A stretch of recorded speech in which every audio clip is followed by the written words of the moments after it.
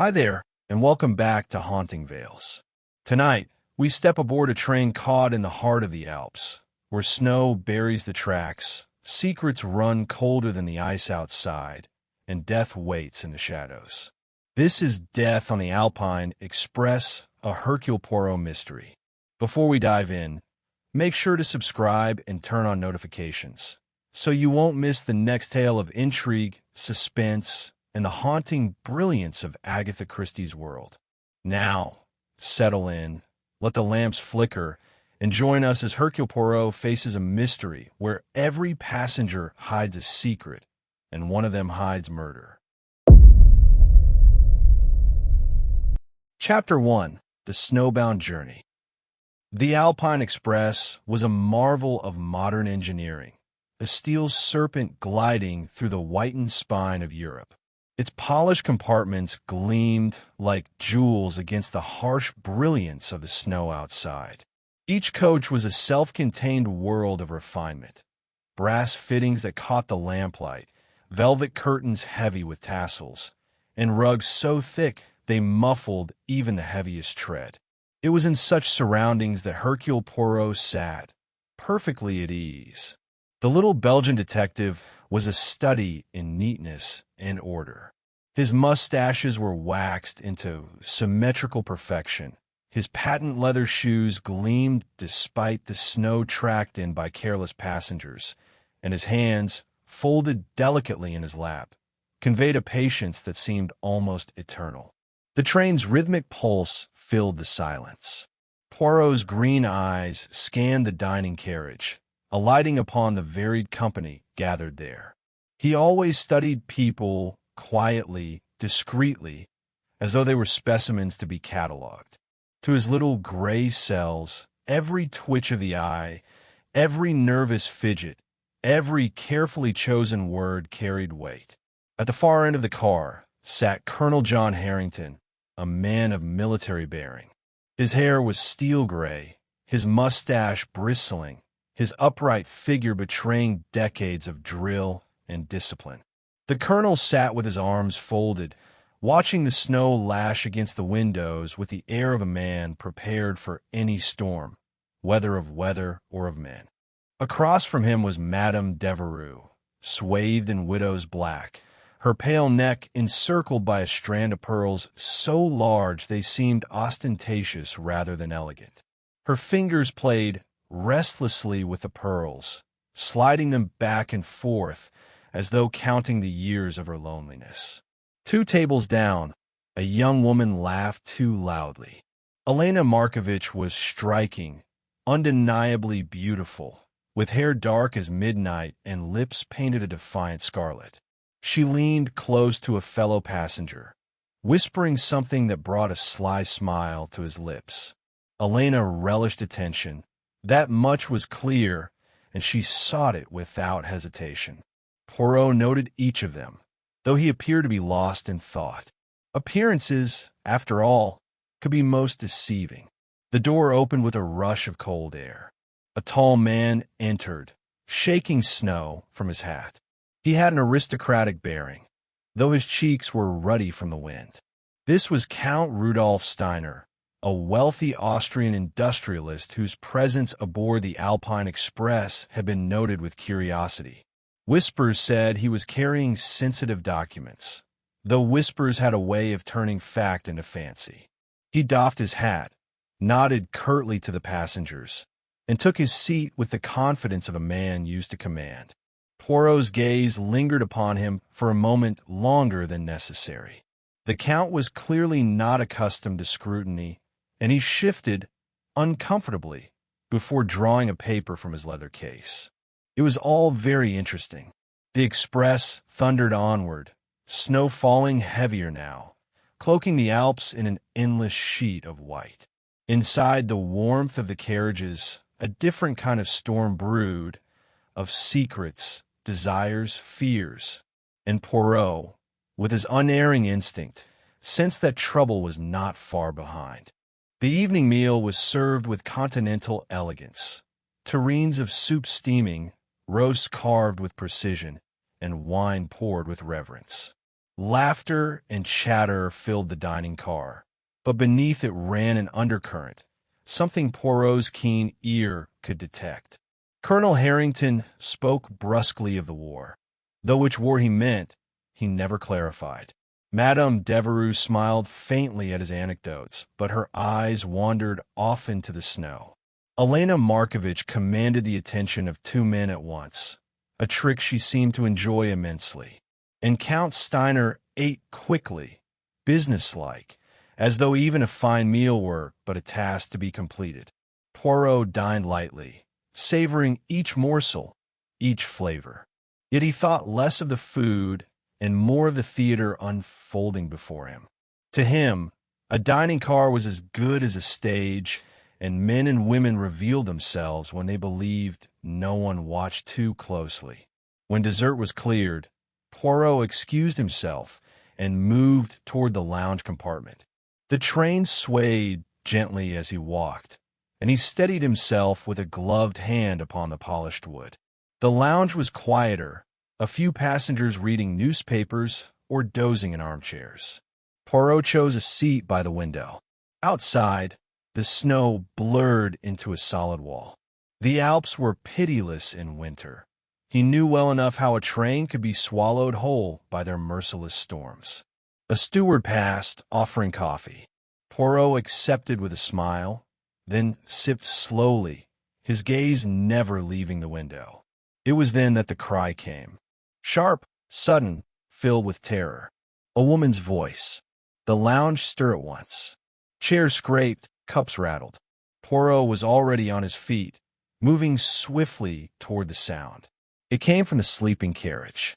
Passengers crowded the narrow corridor, murmuring in confusion. Poirot pressed gently but firmly through them until he reached the open door. Inside, a body lay sprawled upon the narrow berth. The figure of a man, lifeless. His eyes stared glassily at the ceiling, his mouth twisted in what seemed a final grimace. The dim light of the berth flickered as the train swayed, casting shadows across his still face. Poirot bent over the body. His fingers, delicate and precise, checked for the faintest pulse. None. The man was quite dead. Gasps filled the corridor. Madame Devereux clutched her pearls, her eyes wide. Colonel Harrington swore under his breath. Elena Markovitch's hand flew to her lips, though her gaze lingered upon the corpse a fraction longer than might have been expected. Poirot stood slowly. His expression was grave, yet calm. Mesdames et messieurs, he said softly, I regret to inform you. There's been a murder. The dead man was Franz Muller, a Swiss financier known for his discreet dealings across borders. He was not, by reputation, a man much loved. Yet murder aboard the Alpine Express, was something altogether shocking. Count Steiner pushed his way to the front, his ruddy face pale now. Muller? Impossible. I spoke with him scarcely an hour ago. Poirot inclined his head. Nevertheless, monsieur, he is dead, and we must treat this matter with the utmost care. No one is to leave this carriage until we know more. The train shuddered. Outside, the snow thickened into a blizzard. The express slowed, groaning against the storm, until it came to a reluctant halt. The passengers exchanged uneasy glances. They were snowbound, trapped high in the mountains, and among them walked a murderer. Poirot's eyes swept the crowd. Already, he catalogued each reaction. The colonel's clenched jaw, Madame Devereux's trembling hands, Elena's calculated stare, the count's rigid stance.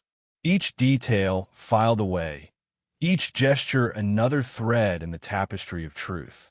He raised a hand for silence.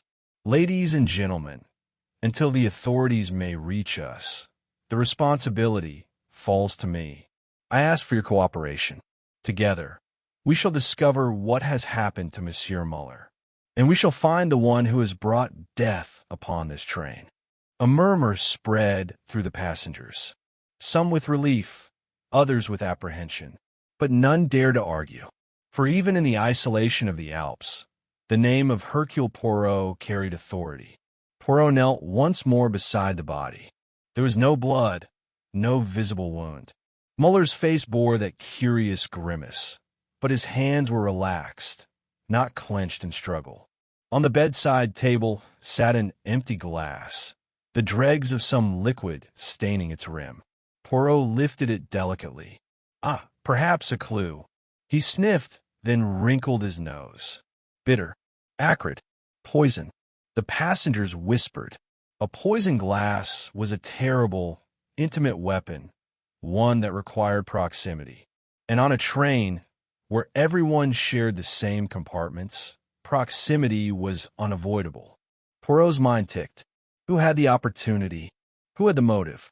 Who feared what secrets Muller carried with him? Already the little gray cells stirred, restless, eager for the challenge. Poirot turned back to the crowd. I shall need to speak with each of you, privately.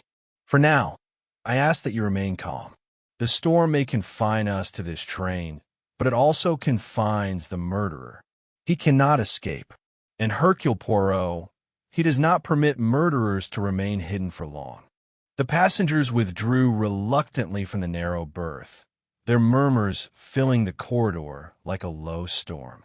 Poirot, with a gentle insistence, persuaded them back toward the lounge carriage, where a steward had already begun serving strong coffee. The warmth of the drink, however, did little to dispel the chill that had crept into every heart.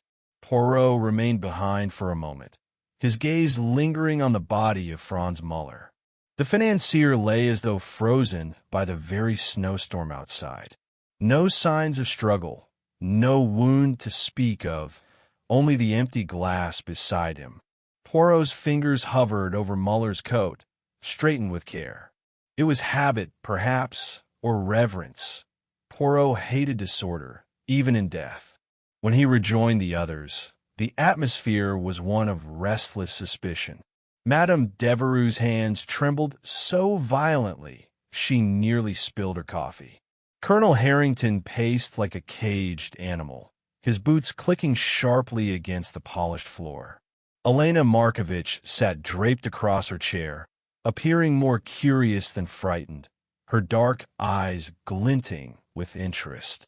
And Count Steiner, stiff-backed and severe, tapped the table with impatience, as though Poirot's investigation delayed more pressing matters. Poirot seated himself at the head of the carriage, his small frame commanding unexpected authority. Mess Amos, he began, his voice calm, soothing. It is always distressing when death visits us suddenly. But we must not allow panic. Let us consider facts, and facts only. Colonel Harrington barked. Facts? The fact is Muller is dead, and the devil knows how long we'll be stuck here in this blasted snowdrift. What do you propose we do, Poirot? Search every suitcase. Poirot's mustache twitched. In time, Colonel, in time. But first, it is the people I must understand. The suitcases, they do not commit murder. It is men and women who do. Elena let out a soft laugh. You make it sound like one of your detective stories, Monsieur Poirot. How thrilling, no? To be trapped on a train with a murderer. Her words drew a sharp rebuke from Madame Devereux. Thrilling? Mon Dieu, this is tragedy. A man has been poisoned before our very eyes. And yet, Poirot interjected smoothly, Madame is correct in one regard. Poison, yes. That is my belief. The glass beside our unfortunate victim contained the residue of something most unpleasant. And if poison was the weapon, then one among us carries knowledge of it and the intent to use it. The carriage fell into heavy silence. The snow battered the windows, the wind howled against the walls, and inside the passengers shifted uneasily in their seats. Poirot allowed the silence to linger. Silence was a tool, one he used as deftly as a scalpel. It pressed upon people, weighed on them, until the truth slipped out. And even now, he noted the way Count Steiner avoided his gaze, the way Madame Devereux twisted her pearls, the way Elena smiled too readily. The train's conductor approached timidly. "Monsieur Poirot," he said, "we are stopped between passes. The snow, she is too heavy. It may be some hours, perhaps all night, before help can reach us." Poirot inclined his head. "Merci. Then we must accept that for the time being, this train is, how do you say, a closed circle. The murderer is with us still. He cannot run. He cannot hide. This is both fortunate and most dangerous." The passengers shuddered at his words. Poirot rose, clasping his hands behind his back. "I shall begin, then, with the simplest of questions. Each of you will tell me, what were you doing at the time when poor Monsieur Muller met his fate?" He turned first to Colonel Harrington. The man stiffened, jaw jutting forward. "Reading the Times in the lounge, Poirot. You may ask the steward. He'll confirm it. I don't go skulking about poisoning financiers, if that's what you're suggesting." Poirot gave a small bow. "Merci, Colonel. It is not suggestion, it is fact-gathering." His eyes shifted to Madame Devereux. The widow pressed her lips together before answering. I was in my compartment, monsieur, writing letters. They are still upon my desk, if you require proof." "Bon. Proof is always welcome." Poirot's gaze softened. "You were fond of Monsieur Muller?" Her eyes widened. "Non. I hardly knew the man. We spoke briefly, only. Why do you ask such a thing?" Poirot spread his hands. "Curiosity, madam. Nothing more." Now he looked to Elena Markovitch. She lounged back, crossing her legs with studied carelessness. "Where was I?" "Oh, perhaps you should ask your gray cells, Monsieur Poirot. Surely they know already." Poirot's eyes twinkled. "But they are shy, mademoiselle. They require encouragement." She smirked. "Very well. I was in the dining car, charming two gentlemen who found my company preferable to dull silence. You may ask them. They will not deny it." Finally, Poirot's gaze settled on Count Steiner. The Austrian shifted, tugging at his cuffs. "I was reviewing documents in my compartment," he said curtly. "Official papers. I require privacy for such matters. I neither saw Muller nor spoke with him." Poirot inclined his head once more. "And yet, monsieur, you knew him?" A pause, barely perceptible, but it was there. "I knew of him," Steiner replied. "In finance, names circulate. Nothing more." Poirot filed the answers away, his mind already weaving patterns. For accounts, none overlapping. For opportunities, none confirmed. And one dead man. The night deepened. The express remained motionless, swallowed by the storm. In a lounge carriage, the passengers grew restless. Some dozed uneasily, others sat stiffly awake, eyes darting at every sound. Fear lingered, an uninvited guest among them. Poirot sat calmly, a small notebook in hand. He scribbled, paused, considered, then scribbled again. The little gray cells thrummed with energy. A poison glass, a financier of questionable dealings. For fellow passengers, each with secrets of their own. He closed the notebook with a snap. His mustaches bristled as he murmured, almost to himself, "It begins." The next morning dawned pale and cruel, the blizzard still raging. Snow pressed high against the windows, and the train creaked under its weight. The passengers awoke to a breakfast of cold rolls and coffee, the supplies already strained by the storm. Conversation was hushed, every glance suspicious. Poirot, refreshed and alert, rose from his seat. "Mesdames, messieurs," he said, "you may be assured, Hercule Poirot will uncover the truth. The murderer believes he may hide in this blizzard. But he forgets, snow leaves traces. Always there are traces. And I see them all." His eyes gleamed. The game had begun. Chapter 2, Suspects in the Snow. The storm showed no sign of relenting. The Alpine Express remained cocooned in a white wilderness, its carriages half buried in snow, its passengers prisoners of the mountain.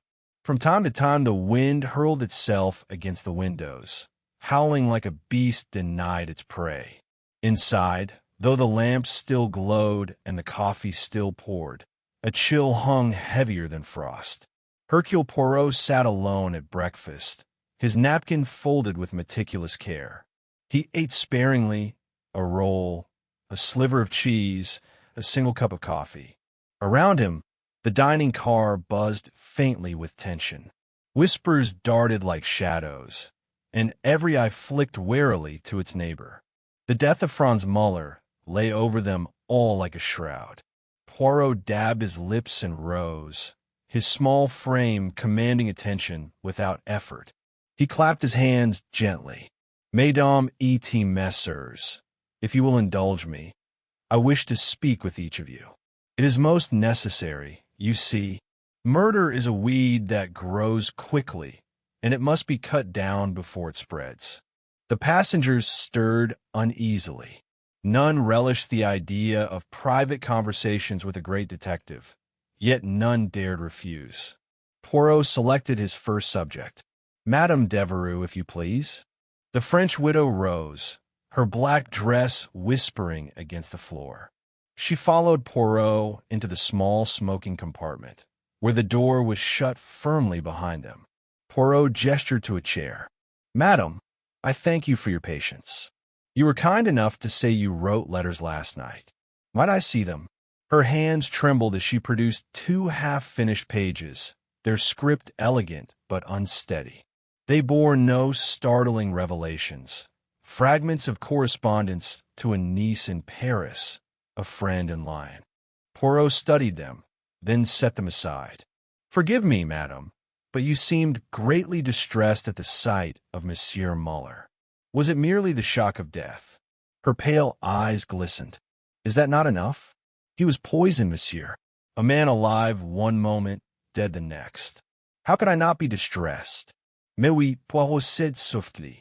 And yet, it struck me that your grief had a certain intensity, as though personal. Her lips tightened. You are mistaken, Monsieur Poirot. I hardly knew the man. Poirot inclined his head. Perhaps. But it is often in what people do not say that truth hides itself. She gasped faintly, then rose with dignity. I have nothing further to add. Poirot did not stop her.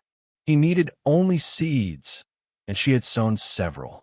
Next came Colonel Harrington, striding into the compartment with the briskness of a parade ground. He took the chair like a man seizing a hill in battle, crossing his arms and fixing Poirot with a steely gaze. Well then, what do you want to know? Only the truth, Colonel. You say you read the Times last night. Did you remain in the lounge throughout? Of course. Ask the steward. I shall. But tell me, Colonel, did you know Monsieur Muller? The soldier grunted. By sight, yes. We met once or twice in London at a club. Man was a banker, or rather, one of those financiers who make a fortune moving money from one pocket to another. Not my sort. Yet you spoke with him. A word here and there. Nothing worth noting. Poirot leaned forward, mustache twitching. And yet Muller traveled with papers, documents of importance. You, a man of military intelligence, did they interest you? The colonel's eyes narrowed. Are you accusing me of espionage, Poirot? I accuse no one, Colonel. I merely observe. Harrington snorted, pushing back his chair. Well, observe this. I serve my country with honor, and I've no need to poison petty financiers. Poirot allowed him to leave. Yet beneath the colonel's bluster, there had been something brittle. Something brittle could break. Elena Markovitch entered next, her perfume preceding her like a herald. She sank into the chair with languid grace, crossing her legs, her eyes gleaming with amusement. So, Monsieur Poirot, you wish to question the femme fatale. Poirot spread his hands. Mademoiselle, I wish only to understand. Where were you when the poor Muller met his fate? As I said, dining, laughing, charming. 2 men can vouch for me. Just so. And you knew Muller? She gave a delicate shrug. A man of money. Such men are tiresome. They think wealth makes them interesting. It does not. But you spoke with him earlier in the journey. Her painted lips curved. Ah, Poirot, you do not miss much. Yes, I spoke with him. He had proposals, investments. He thought perhaps I knew people who might assist. And did you? Her laughter tinkled like glass. Perhaps. Perhaps not. But if I did not encourage him, it was because I found him dull. A woman likes a little romance, a little mystery, not merely numbers and ledgers. Poirot's eyes narrowed. And yet numbers can conceal much. Blackmail, for instance. Her laughter faltered, just for a moment. Then she rose, flashing a smile too bright to be genuine. You're clever, Poirot. Too clever. But be careful. Clever men sometimes find themselves in danger. Poirot bowed her out, the twinkle in his eye betraying nothing.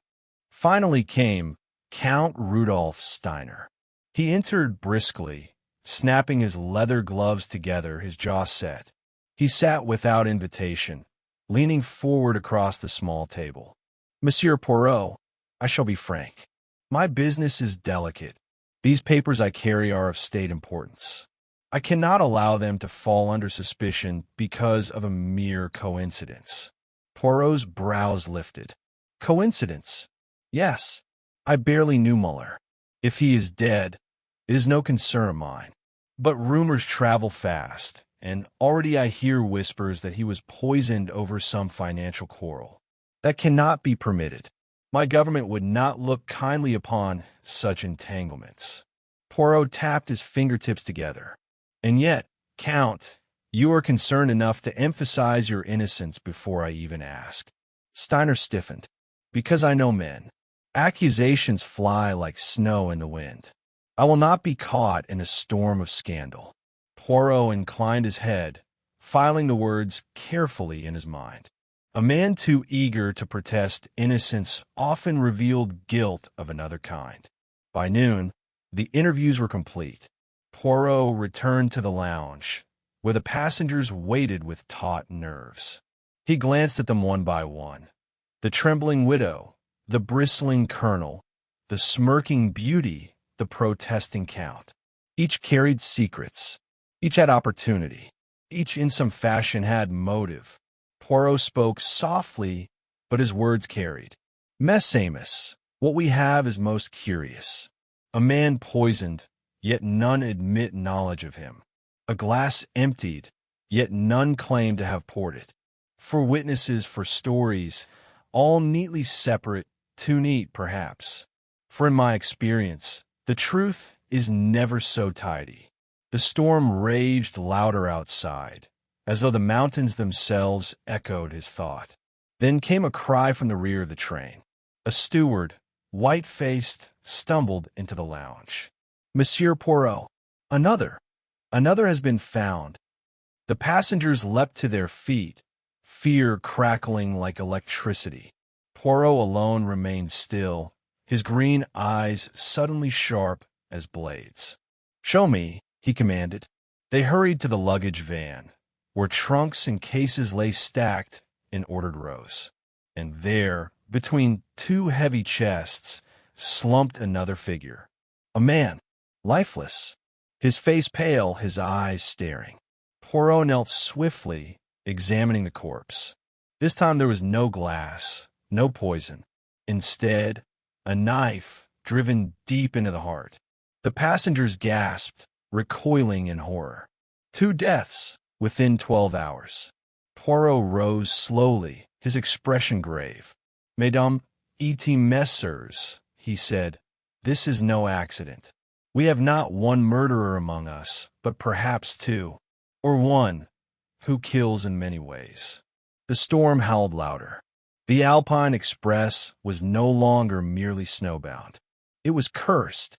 Chapter 3, The Dance of Deceptions. The second death spread through the train like a contagion.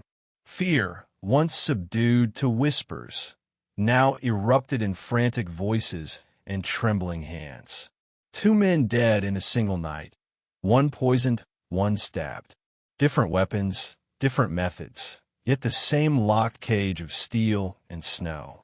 Poirot stood over the latest victim, his expression unreadable.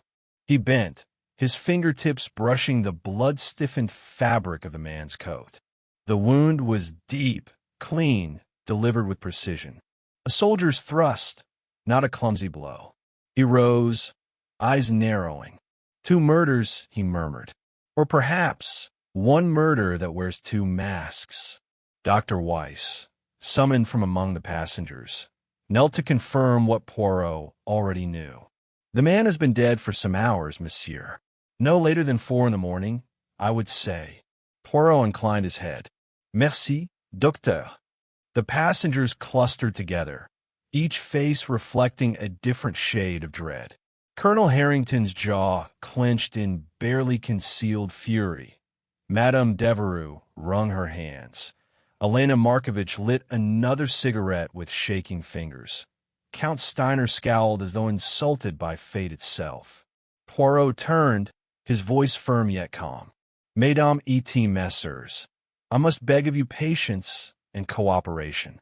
We are trapped, yes, but not helpless. The murderer is among us. He cannot escape into the storm, and therefore, the more he hides, the more I will see. The body was removed to the baggage van, covered respectfully. Poirot retired to the lounge with his suspects gathered like unwilling dancers. The storm outside drummed against the windows, as though marking time. Poirot began softly. It is curious, is it not?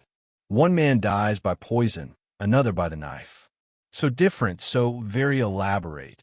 Why? One asks, would a murderer vary his methods? Unless. He paused, letting the silence settle. Unless there is more than 1 hand at work. A murmur swept the car. Elena gave a sharp laugh, brittle as glass. You mean 2 killers? That is absurd. What are the chances on 1 train? Poirot smiled gently. Absurd, perhaps.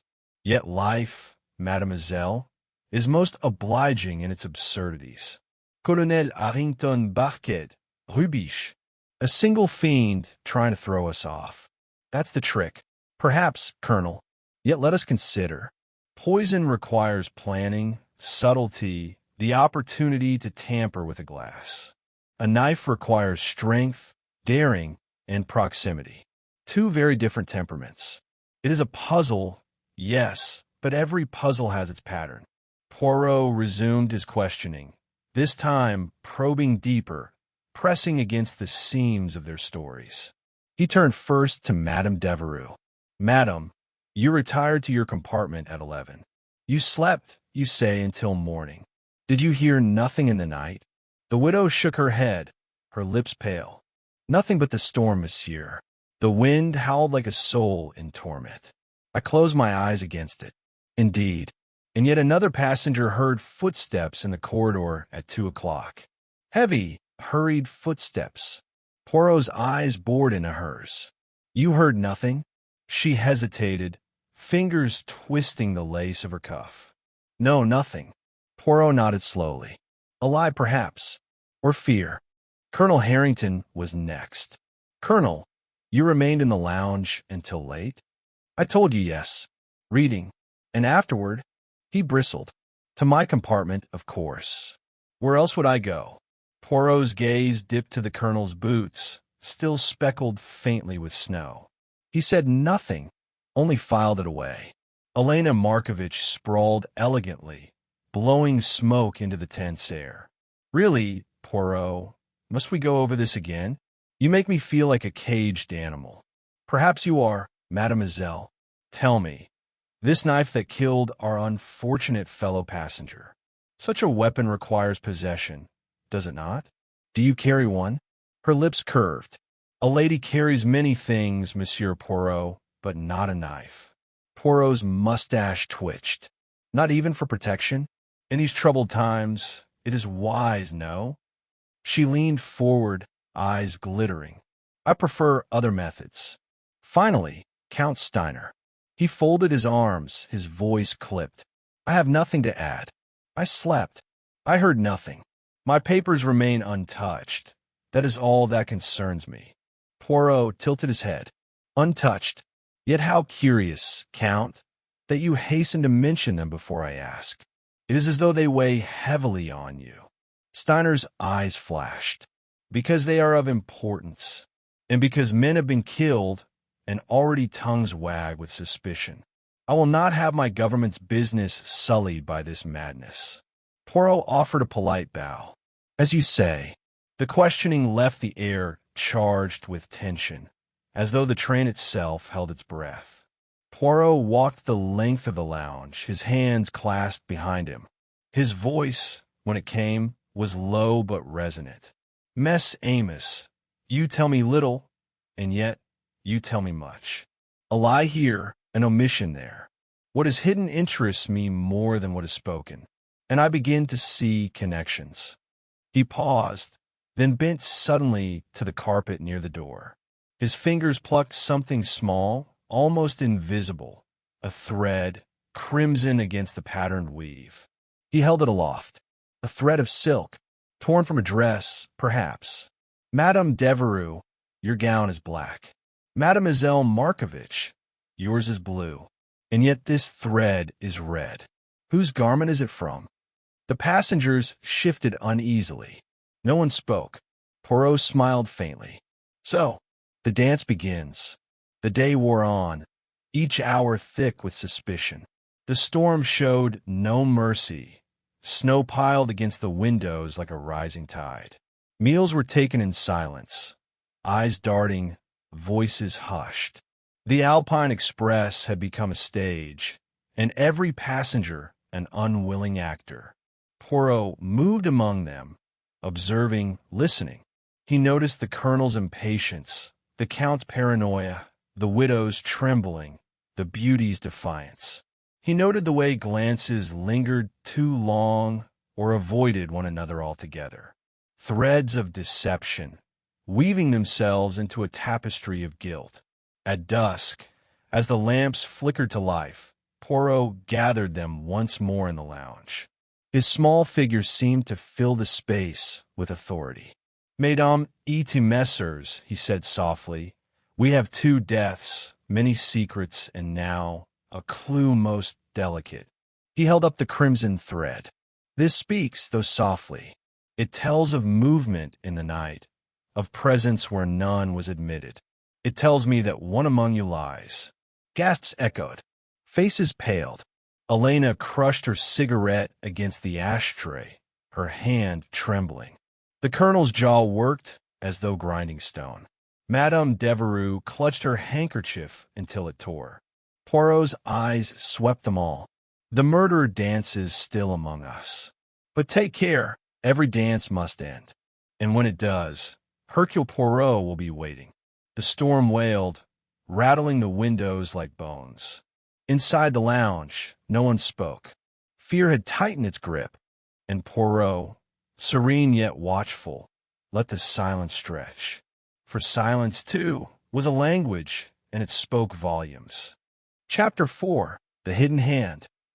The Alpine Express lay buried still, a dark line half consumed by white drifts. The storm had weakened, but the snow's silence was more sinister than the howling wind. No train whistle called. No rescue party arrived. Inside, fear had taken root, creeping into every corner of the carriages.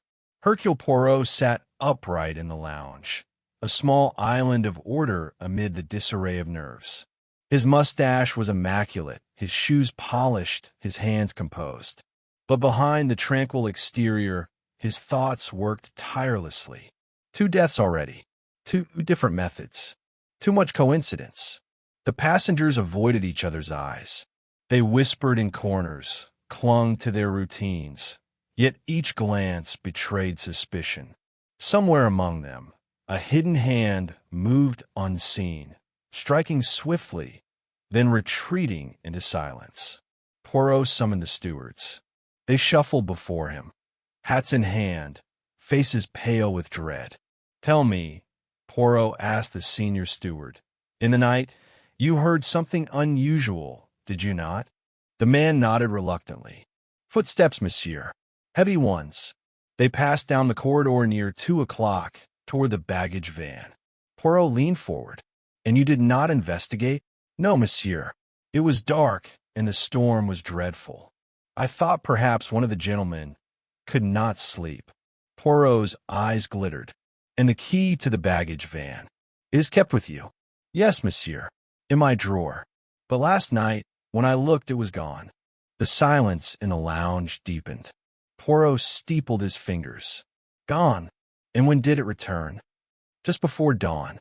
I checked again, and it was back, as if it had never been touched. Poirot's mustache twitched. Touched, mon ami, and yet replaced. A murderer of courtesy, or perhaps of calculation. The stewards withdrew, leaving the passengers shifting uneasily in their seats. Poirot turned his gaze upon them. Mesdames et messieurs, he said softly, let us reflect. The first death, poison, slipped into a glass. The second, a knife delivered in the darkness. 2 men dead in one night. 2 methods. And now, the stolen key. Someone among us moves like a shadow, unseen, yet everywhere. Elena Markovitch gave a sharp laugh, though her cigarette trembled in her fingers. And what do you suggest, monsieur? That one of us crept into the baggage van to play butcher? It sounds like a penny novel. Poirot bowed his head. And yet, mademoiselle, reality often imitates the penny novel. Perhaps too often. Count Steiner rose, his voice sharp. This must end. I demand we remain in our compartments, locked if need be. I will not have my life endangered by madmen. Ah, but Count, Poirot replied smoothly, to lock yourself away is to make the murderer's work easier. He prefers shadows. He thrives on silence. No, I think better that we remain together, where the little gray cells may observe. The Count scowled, but said no more. Poirot began again with questions, sharper now, seeking cracks. He turned to Colonel Harrington. Colonel, your boots. They are dusted with snow, though you insist you remained in your compartment after midnight. How do you explain this? The soldier's jaw tightened. A brief excursion.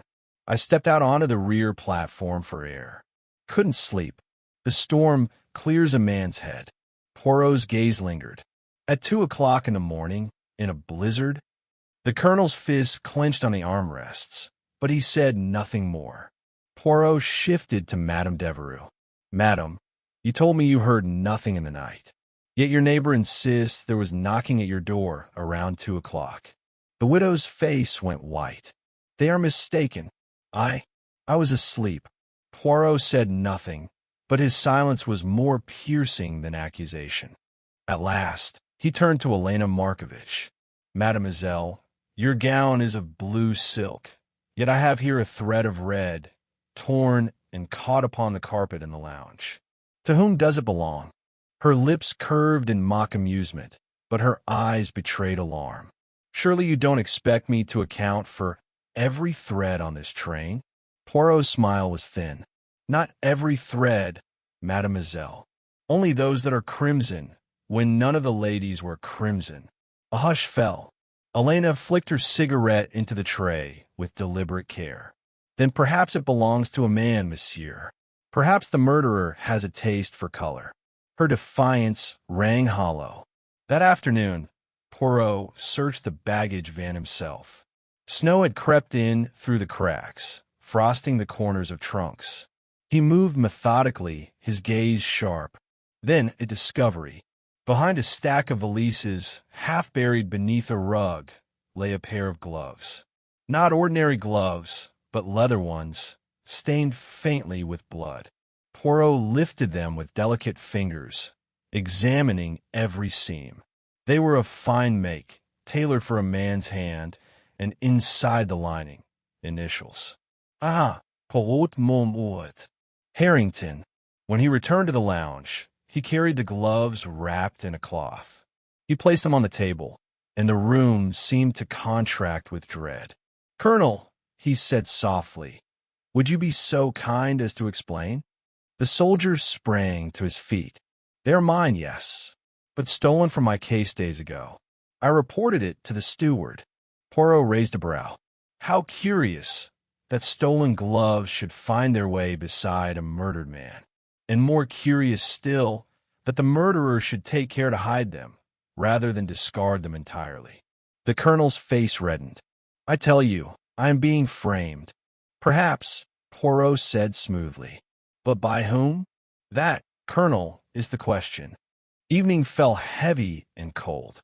The lamps flickered, shadows stretched long, and unease thickened like fog. The passengers sat together, forced into company yet drawn apart by suspicion. Every cough, every glance, every shuffle of feet seemed charged with menace. Poirot remained calm, but his eyes missed nothing. He saw Madame Devereux's whispered prayers, the Count's restless pacing, Elena's carefully measured poise, the Colonel's brooding silence. The hidden hand was at work still, pushing them all toward some final revelation. When at last Poirot rose, all eyes turned to him. His voice was quiet, but it carried. "Mess Amos, the web tightens. Lies unravel. Alibis crumble. And still, the murderer moves among us. But take courage, the truth comes closer. I feel it. It presses against us like the snow against these windows. Soon it will break through, and then—" He paused, letting the silence deepen. His gaze swept each face, pausing just long enough to stir unease. Then there will be no place left to hide. The storm outside groaned like some ancient beast. Inside, the Alpine Express had never felt more like a prison. And somewhere, the hidden hand flexed, waiting for its next move. Chapter 5. The Final Unmasking. The storm had at last loosened its grip upon the mountains. Outside, the snow no longer howled. It lay heavy and still, a white shroud spread across the alpine wilderness. But inside the stranded train, the air was taut, every breath thick with anticipation. For Hercule Poirot had summoned them. The passengers gathered in the lounge, their faces pale in the lamplight. Madame Devereux sat rigid in her black dress, a handkerchief crushed in her trembling hands. Colonel Harrington stood stiffly by the window, his jaw clenched like a soldier under fire. Count Steiner paced with impatience, his gloved hands twitching. Elena Markovitch lounged elegantly on the divan, though her cigarette burned unsmoked between her fingers. And Poirot stood before them all, small, neat, and utterly commanding. "Mesdames et messieurs," he began softly, "the time has come. For days we have lived in fear, wondering who among us carries the hand of death. We have seen lies told, alibis crumbling, and still the murderer walked free. But no longer. Tonight, we unmask the truth." A ripple passed through the room. Poirot clasped his hands behind his back, pacing slowly. "Let us begin with the facts. Franz Muller, poisoned. Our second victim, stabbed. At first, it seems two killers, yes? But no, the methods differ, yet the motive, the motive is one." He turned sharply to Count Steiner. "Monsieur, you were most anxious about your papers, were you not? And rightly so, for Muller was no mere financier. He had in his possession information most dangerous, information of use to your government, and perhaps others."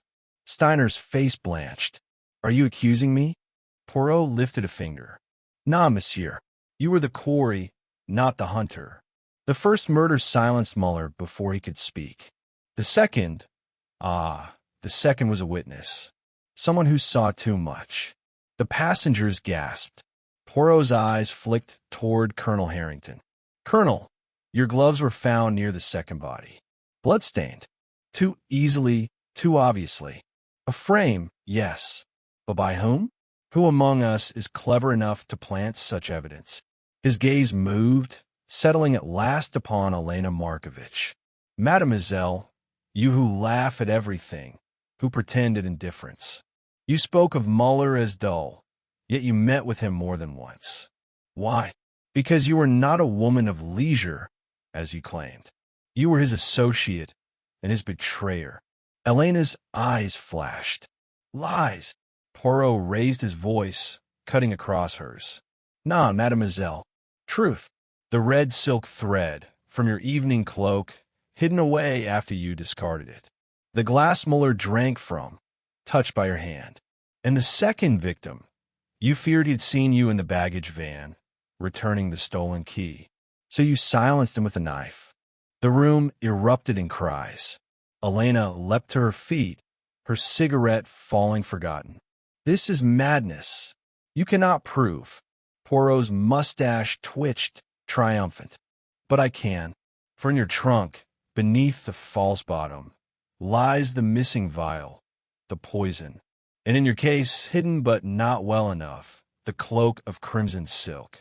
Inspector Giroux of the French police will find them when we reach the next station. Elena's composure broke. She stared wildly about, as though seeking escape, but the snow still walled them in. Slowly, her shoulders sagged. The mask fell. Yes, she whispered. It is true. Madame Devereux gasped, pressing her hand to her lips.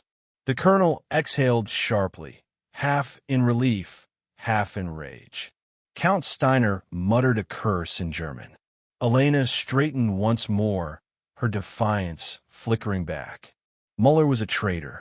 He would have ruined me. I acted to protect myself. Poirot shook his head sadly.